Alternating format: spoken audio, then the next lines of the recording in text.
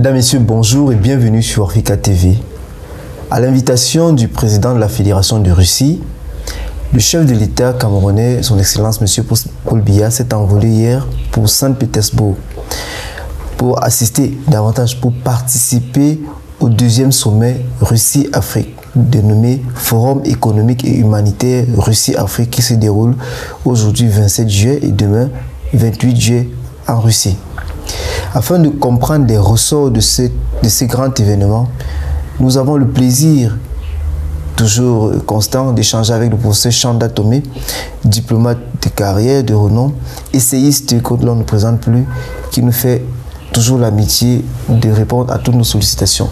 Bonjour, professeur Chanda Tomé. Bonjour.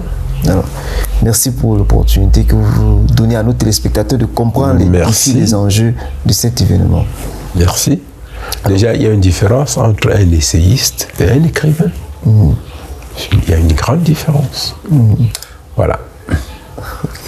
Nous aurons l'occasion de décrypter cela. Voilà, oui.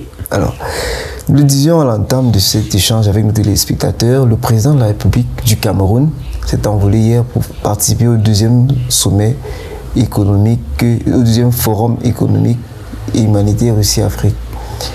Ce sommet intervient dans un contexte marqué par la survenue, après le précédent sommet, la survenue de la pandémie du Covid-19, la guerre en Ukraine et tout ce que cela a impliqué comme chamboulement sur la scène internationale, et davantage la crise céréalière avec l'Afrique. Pouvez-vous nous situer déjà dans le contexte réel de cet événement?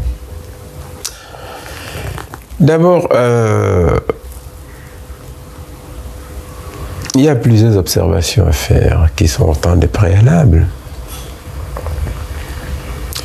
La première, c'est que les déplacements des chefs d'État pour des grands événements internationaux sont quelque chose de banal. La deuxième, quand même, à moins de faire la chiche-bouche, c'est l'intense activité diplomatique déployée par le président camerounais ces derniers mois. Comme vous le savez, il est tout fraîchement rentré après le sommet de Paris, qui est également un sommet important. Et le voilà reparti. Pour un chef d'État ordinaire, il n'y a rien à en dire. Mais pour un chef d'État de son âge, je crois que c'est admirable, c'est exceptionnel, c'est même extraordinaire. C'est une bonne chose pour nous autres Camerounais de voir notre président présent partout où on débat des grandes affaires du monde. La troisième observation, c'est nous entretenons avec la Russie des relations anciennes, des relations amicales teintées de courtoisie, de sincérité et d'intérêt mutuel. Des relations qui s'articulent sur les grands principes régissant la coopération entre les États. Pour le reste, vous avez évoqué beaucoup de questions en votre entrée de matière. Vous avez parlé tantôt de contexte international et vous avez parlé de crise céréalière. Qu'est-ce que vous entendez par contexte international? Le contexte international marqué déjà par la survenue après le précédent sommet Russie-Afrique de la pandémie de la Covid-19, puis la guerre russo-ukrainienne, dite russo-ukrainienne, avec toutes les implications qu'elle a entraînées dans le rapport de force entre le camp occidental que vous avez déjà eu à présenter ici et la Russie d'une part, mais également sur l'incidence que cela a eu sur la crise céréalière, c'est-à-dire l'accès des pays africains notamment sur les céréales, et ainsi de suite. Il nous souvient également que dans ce même contexte, que les Africains ont essayé de s'impliquer dans ce projet. Il y a mi-juin, un certain nombre de chefs d'État sont allés en Russie, ont tenté d'aller en Russie et en Ukraine pour pouvoir porter la voix de l'Afrique dans le cadre de l'apaisement. C'est tout cela qui permet en fait de se questionner. La question davantage se pose dans le sens où, dans le cadre de ce sommet, sur 49 pays africains qui ont confirmé leur présence, il n'y a que 17 chefs d'État qui ont confirmé leur présence personnelle. Les autres pays ont envoyé des émissaires. On peut quand même se questionner sur les ressorts, sur les pressions ou non que les uns et les autres ont reçues, sur la place forte du Cameroun, sur la voix qu'il va porter dans tous ces schémas internationaux. Est-ce que cela rentre concrètement dans la dynamique permanente des fondements ou des principes de la diplomatie camerounaise? Écoutez, c'est vrai, le niveau de représentation est souvent important, mais un sommet demeure un sommet. Ce n'est pas un sommet de chef d'État, c'est un sommet Russie-Afrique. La représentation s'entend bien de la présence de quelqu'un muni des pouvoirs, des prérogatives, pour parler au nom de cet État, au nom d'un État. Donc, dites-moi qu'il y a en Russie, qu'il y a à Saint-Pétersbourg, 49 États africains présents. C'est tout. Maintenant, je vous fais grâce, une dépression dont vous avez fait allusion, mais je dois attirer votre attention sur le fait que, en tant que Camerounais, sauf à se tromper, pour nous, il n'y a pas de doute sur la constance, la pertinence et l'orientation de notre diplomatie. Du reste, elle a toujours été ainsi. Paul Biya, en se rendant à ce sommet, personnellement à la tête d'une forte délégation, d'une puissante délégation, a offert aux Camerounais une occasion importante pour le célébrer. Pour le remercier même d'ailleurs. Parce que c'est une haute manifestation d'indépendance, de dignité et de fierté. Vous savez, nous ne sommes pas à la même école que beaucoup d'autres États. Je vous parle comme quelqu'un du métier, qui a une idée exacte, non pas fanfaronne, encore moins fanatique, de la politique étrangère de son pays. Le Cameroun a toujours été un pays très libre, très indépendant lorsqu'il s'agit des questions internationales. Je vais vous donner une idée assez simple.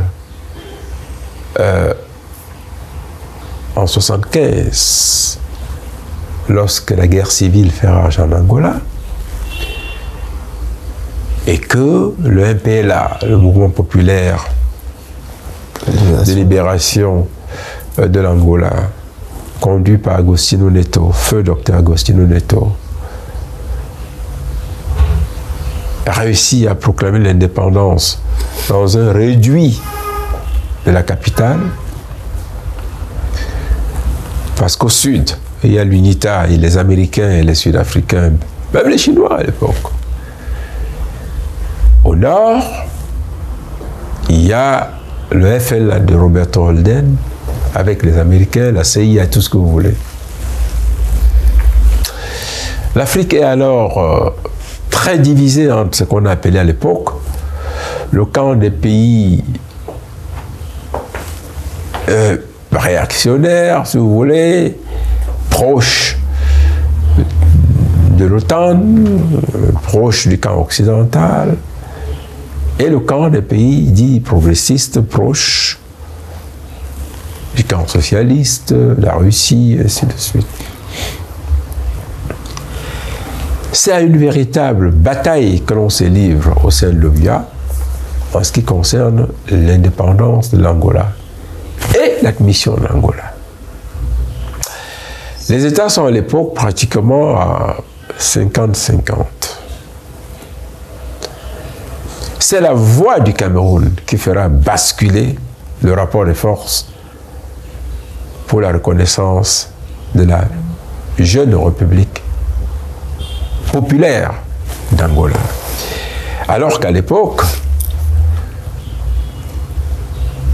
nous sommes encore beaucoup plus impliqués sur le plan commercial, diplomatique et même politique, avec des pays comme la France, les États-Unis, grosso modo l'OTAN. Je vais encore vous parler de la guerre civile au Nigeria. Beaucoup d'États africains avaient pris des libertés avec la souveraineté et l'intégrité du Nigeria, mais pas le Cameroun. Nous étions fermement opposés. Nous avons soutenu l'État fédéral intègre du Nigeria. Alors, c'est un réconfort important. Moi, hier, quand j'ai appris que le chef de l'État se rendait personnellement à Saint-Pétersbourg, parce qu'il avait plus d'une excuse, il sort de voyage. Ce n'est pas un jeune homme de 20 ans, ni de 30 ans. C'est un haut commis de l'État qui est là depuis longtemps et pour qui on peut trouver des excuses pour ne plus être en route tous les jours pour des sommets. Mais il a tenu à y aller personnellement à la tête d'une délégation que je qualifie de non seulement de forte, mais de puissante. Technique, politique et diplomatique. C'est important. Je dois dire que c'est un message fort sur ce que le Cameroun représente dans le monde, dans la région et dans la sous-région. C'est une indication importante pour ceux qui veulent se livrer à l'étude de la politique étrangère du Cameroun ou à la compréhension des mécanismes de construction et de gestion de notre diplomatie. Voilà ce que je peux vous en dire qui me paraît fondamental. Ces éléments qu'on pourrait qualifier de forme, parce que l'image importante en diplomatie permet justement de témoigner de la place forte du Cameroun, mais au-delà, sur le plan de la puissance, sur le plan de la présence internationale, sur le plan des discussions par rapport aux thèmes qui seront abordés à l'occasion de ce sommet, la défense, la sécurité, les finances, la question des partenariats économiques et la recherche. Que représente le Cameroun? Oui, alors que représentera le Cameroun dans ce schéma, dans ce jeu?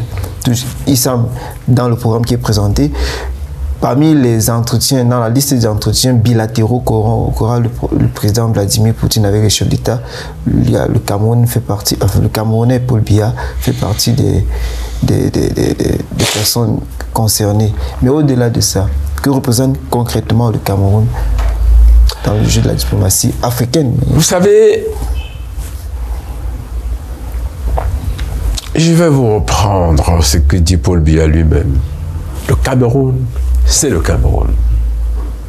Le Cameroun, et je vous réponds, représente exactement ce qu'il est. Le Cameroun représente le Cameroun et est le Cameroun. L'affirmation vous invite a des considérations à la fois géopolitiques, géostratégiques et historiques. D'abord, nous sommes un pôle important en Afrique centrale. Ensuite, sur le plan africain, nous sommes un pays qui compte pour la densité et la qualité de nos ressources humaines,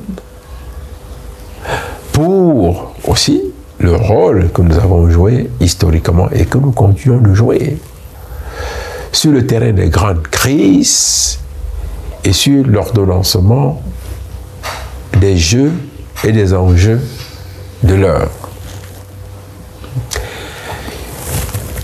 Quand on va à un sommet, on sait qui on est. On sait exactement ce qu'on va faire. Vous savez, la scène internationale n'est pas un terrain de recréation de gamins où on distribue des bonbons, ou à l'occasion on se fait piquer son sac d'école. Non. C'est une scène crue de lutte d'intérêt, de concurrence ardue, d'alliance, d'amitié, d'inimitié et de solidarité. Dans cet aréopage, sans que ça me prenne de vous donner un cours de relations internationales ou d'administration de la diplomatie, il y a ce qu'on appelle les grands principes et les fondements.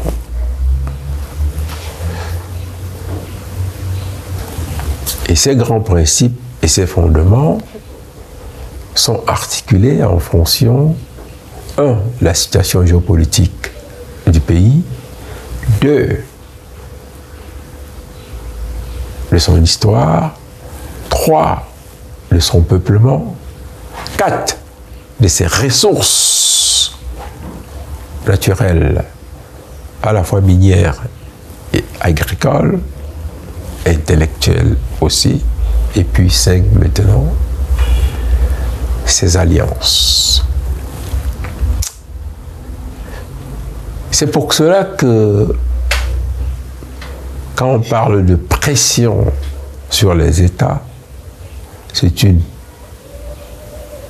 cacophonie inaudible pour un diplomate de rang, pour un haut commis de l'État voué à la défense des intérêts de son pays, parce qu'il a un tableau de bord que lui formule et ordonnance les principes et les fondamentaux. Il y a toute une pratique qui s'impose. Les États-Unis sont un pays insulaire, c'est une nation insulaire, tout comme l'Indonésie ou Madagascar ou les Comores. Le Burkina Faso est un État enclavé, tout comme le Niger ou le Tchad.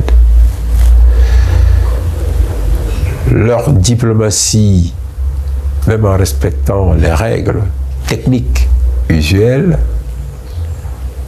tient compte de cet état de fait et géopolitique à partir duquel on construit des stratégies militaires, économiques, et ainsi de suite. Le Tchad est bien obligé de passer par nous pour vendre son pétrole, le pipeline. Si ce n'était pas nous, c'était peut-être un autre pays, le Nigeria, qui a une côte et qui est frontalier. Mais rassurez-vous, notre délégation arrive à Saint-Pétersbourg avec une idée précise de ce que nous pouvons discuter et obtenir de ce forum. Il faut déjà que je vous dise que des événements de cette nature, des rencontres internationales de cette nature, se préparent très longtemps à l'avance.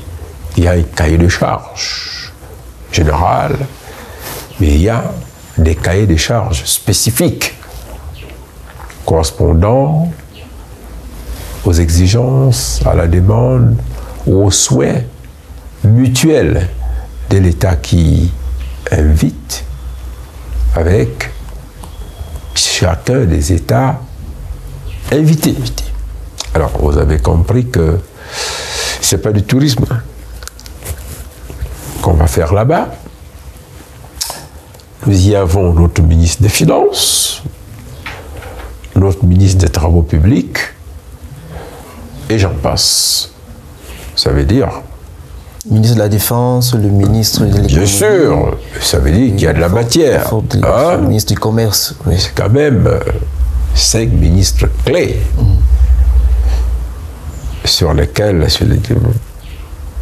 repose un certain nombre de stratégies pour la construction de notre destin. Donc voilà, si vous êtes rassurés, je serai heureux.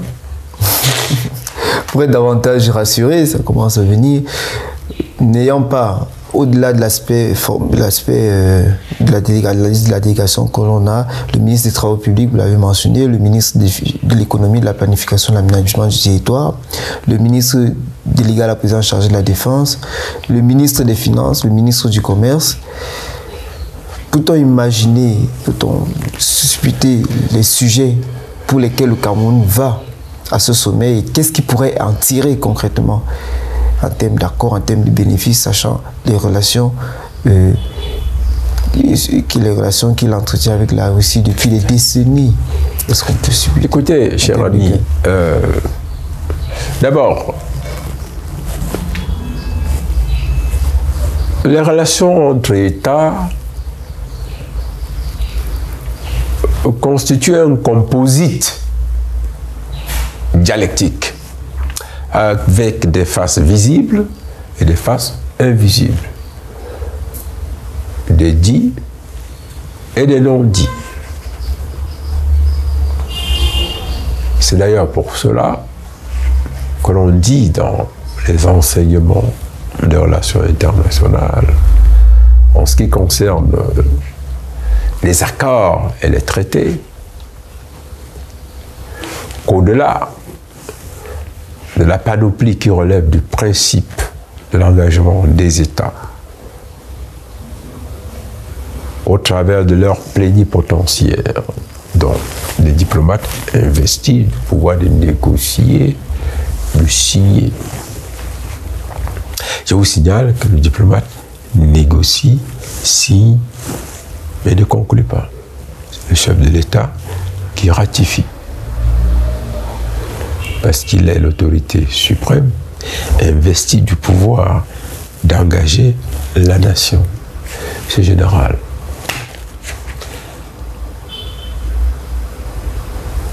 Au-delà, je vous le disais tantôt, il y a ce qu'on appelle les arrangements ou les accords simplifiés, ou encore les arrangements de l'exécutif, les ententes secrètes. Les diplomates ont passé des nuits entières, ça m'est arrivé, à discuter sur des dossiers sans résultat. Et un jour, on a seulement appris que le Cameroun avait signé, était devenu partie à la Convention, des choses comme ça. Chaque fois que vous entendez le chef de l'État a reçu un émissaire, et ainsi de suite, ce sont des gens qui viennent la plupart du temps régler ce qui n'a pas pu être réglé ou ce qui a été interdit d'être réglé par les plénipotentiaires envoyés sur le terrain. Qu'allons-nous en attendre? Je ne suis pas dans la tête du chef de l'État. Mais ce que je peux vous dire, c'est que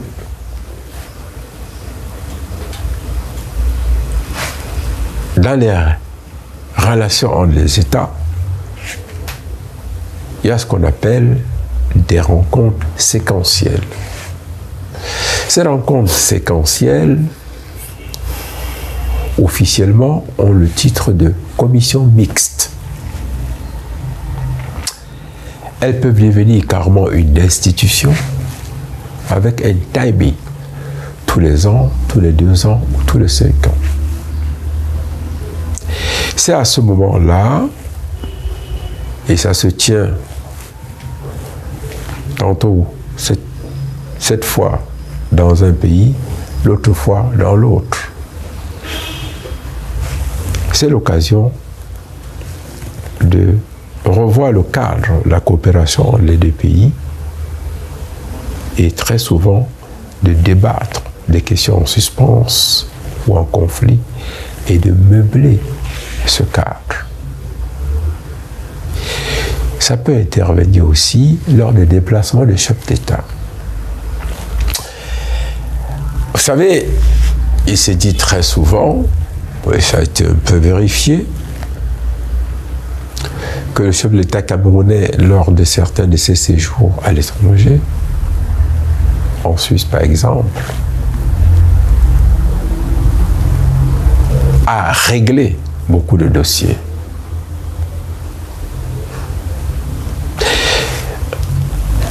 Le patron d'une multinationale qui s'est fait casser les pieds dans les méandres de la corruption des départements ministériels chez nous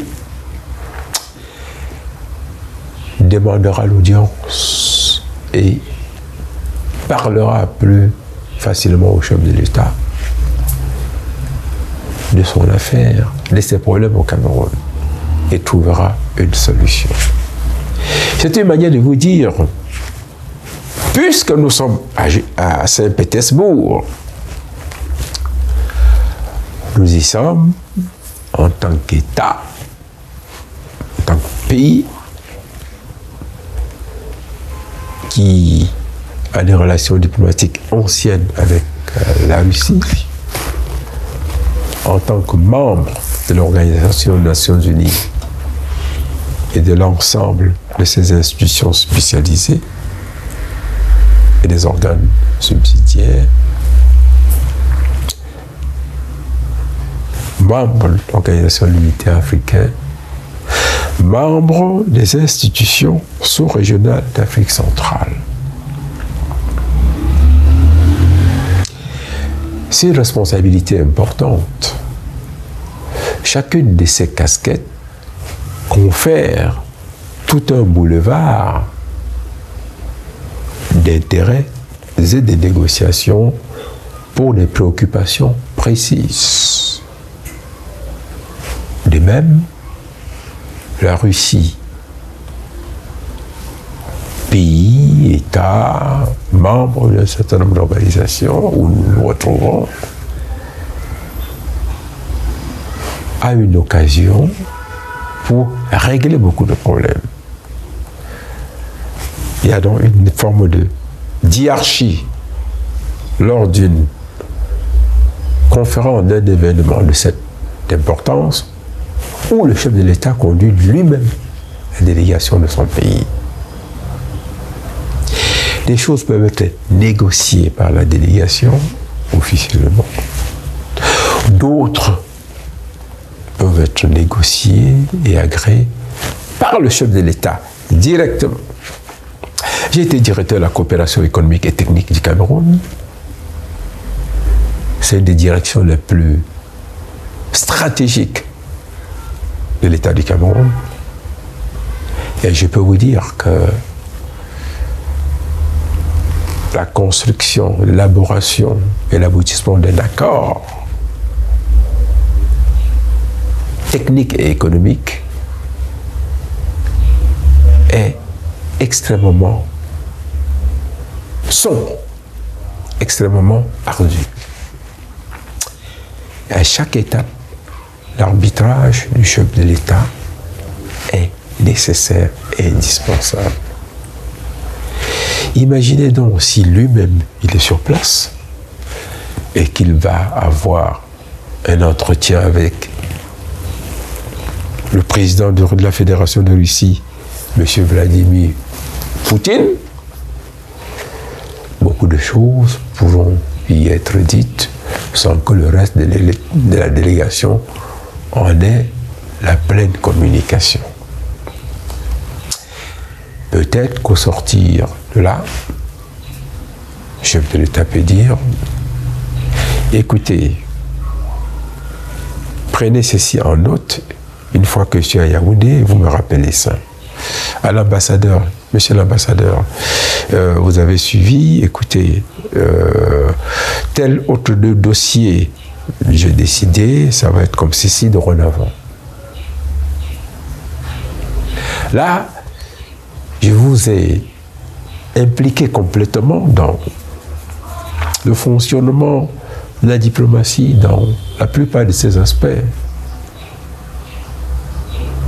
La mécanique des rapports et des accords, des ententes au cours d'un sommet comme ça, la mécanique exceptionnelle lorsque vous avez sur place la présence du plus haut responsable exécutif.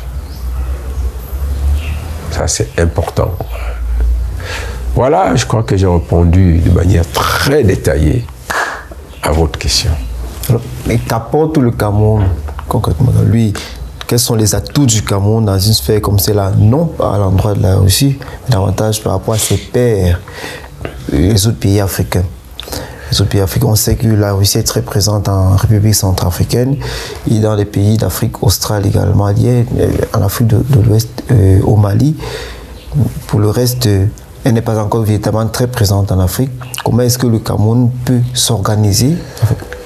Le Cameroun serait-il le catalyseur d'un certain nombre, pourrait-il être le catalyseur d'un certain nombre de facteurs convergents vers une meilleure prise en compte des intérêts de l'Afrique par la Russie? Écoutez, cher ami, la planosphère est un échiquier. Il n'y a pas de petits, il n'y a pas de grands. Vous avez pris un échiquier, chaque pion sur l'échiquier peut entraîner ou la victoire ou la défaite d'un joueur. Les États sont des pions sur la planosphère.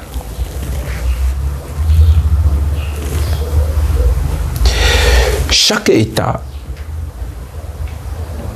comme chaque pion, tient un rôle important dans l'équilibre d'ensemble et peut devenir, en fonction des manipulations, un facteur important de triomphe d'une stratégie du joueur. Alors,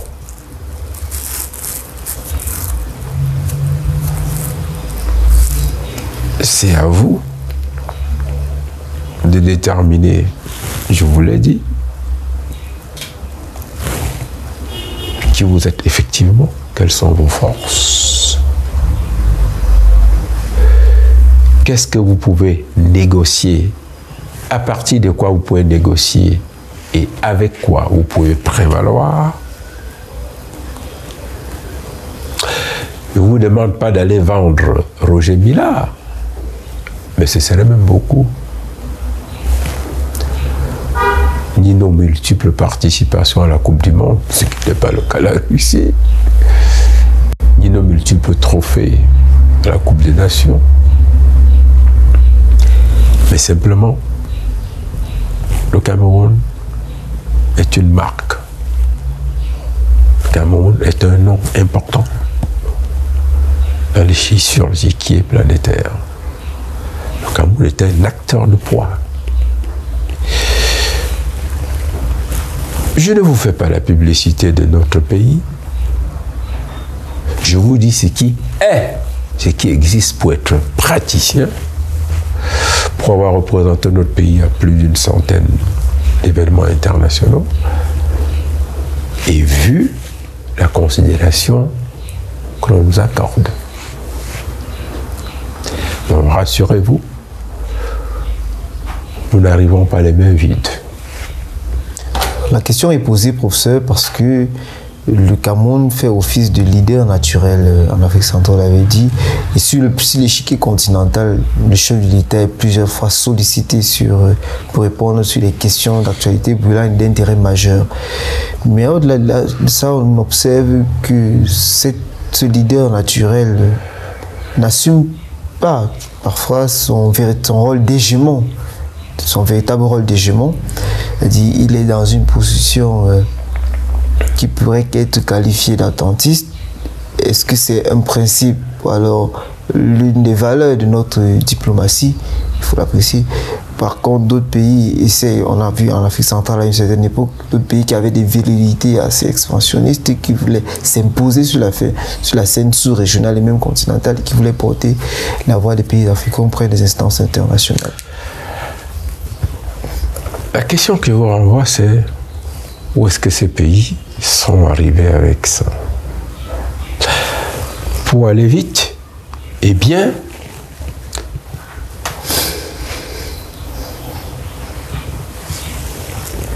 aller intelligemment et sûrement, surtout tranquillement et paisiblement. C'est ce que fait notre diplomatie, c'est ce que fait le Cameroun. On n'est pas un pays de bruit. Non. Vous pouvez faire la relation entre Ahidjo et Biya, vous verrez exactement qu'Amadou Ahidjo et Paul Biya ont conservé pour notre pays une ligne de diplomatie de quiétude et de présence. Je crois que l'agitation n'est pas l'action. L'agitation n'est pas l'action. Et une action précipitée, désordonnée ou mal orientée mène à la ruine, mène à la défaite et à la désolation. Je crois que, vous savez, souvenez-vous de ce que j'avais dit lorsque nous avions parlé de l'affaire Savannah. Certains de nos compatriotes, mus par des instincts politiques et des ambitions erronées, s'étaient précipités pour faire de grandes annonces, couvrir le chef de l'État, sa famille et ses enfants d'injures, vous vous souvenez, créer de l'inquisition, et ainsi de suite. J'avais rappelé ce que je suis en train de vous dire maintenant. Nous prenons toujours la mesure des situations et nous prenons la mesure de nos voisins. Nous comprenons nos voisins. Nous comprenons le monde. Et nous agissons intelligemment. J'avais dit à l'époque qu'il fallait nous donner le temps de comprendre de quoi il s'agissait. Et puis, comme d'habitude, le Cameroun sera assez prudent pour résoudre le problème la manière la plus élégante, la manière la plus pacifique. C'est ce qui s'est passé, à la grande satisfaction de nos amis tchadiens. Donc, je crois que c'est comme cela que nous fonctionnons. Le jeune diplomate qui arrive au ministère des Relations extérieures est souvent tourmenté. Il va aller vite, il veut comprendre vite. Non. Le temps. Notre diplomatie est une diplomatie du temps. Dans le temps, avec le temps et pour le temps. Alors, professeur, pour finir concrètement, mettant de côté le sommet Russie-Afrique, comment est-ce que le Cameroun peut envisager ses relations avec ses autres partenaires traditionnels? On a les États-Unis, la Grande-Bretagne, le Royaume-Uni, l'Irlande du Nord, la France, l'Allemagne. et tous les autres partenaires qui Israël, les pays arabes et tout. Tout à fait. Alors, merci beaucoup. Mais la réponse est dans tout ce que je vous ai dit. Nous avons d'excellents rapports avec la France, avec les États-Unis, avec les pays arabes, avec l'État d'Israël, mais vraiment d'excellents rapports. En nous, maintenant, à une certaine équidistance. Nous construisons avec et en fonction de nos intérêts nationaux dans une perspective de bénéfice mutuel. C'est tout. Et c'est pour cela que Paul Biya peut être à la fois aux États-Unis, comme récemment, et en Russie, comme en ce moment. Et en France, il y a quelques jours. Et en France, il n'y a pas longtemps. Alors, vous avez très bien compris. Ça pourrait être peut-être bientôt, prochainement en Chine ou en Inde. Mais nous y serons, et pour autant que le président jugera nécessaire de conduire la délégation, il la conduira pour nos intérêts nationaux. Merci pour ça. Une dernière question, tout juste dernière. L'on observe quand même une certaine présence du chef de l'État, la personne du chef de l'État camerounais, lors des grands rendez-vous internationaux, multilatéraux. Mais en interne, au sein du continent, si l'on accepte les rendez-vous de la CEMAC, l'on ne le voit pas très présent lors des rendez-vous, les sommets des chefs d'État et de gouvernement de l'Union africaine. Comment interpréter cette attitude? Vous avez sans doute raison. Ça participe certainement d'une stratégie dont il est le seul maître. Mais cela fragilise quand même l'Afrique en termes. C'est une idée. C'est un jugement. C'est un jugement.